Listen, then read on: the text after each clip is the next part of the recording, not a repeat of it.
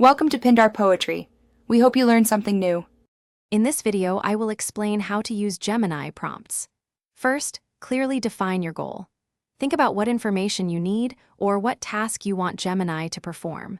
A well-defined objective is crucial for getting the best results. Begin with a straightforward request, then refine it as needed. This initial step sets the foundation for effective communication with the AI. To craft effective prompts, provide Gemini with ample context. The more details you include, the better the AI can understand your intent. Avoid vague terms and use precise language. For example, instead of "tell me about dogs," try explain the common characteristics of golden retrievers.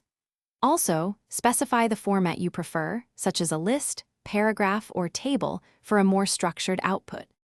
After receiving Gemini's initial response, take a moment to review it. If the output isn't quite what you expected, don't hesitate to refine your prompt. You can add more constraints, ask follow-up questions, or rephrase your original request. Experimenting with different keywords and sentence structures can significantly improve the quality of the AI's answers.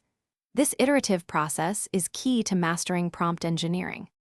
For more advanced uses, consider having Gemini adopt a specific persona, like act as a financial advisor.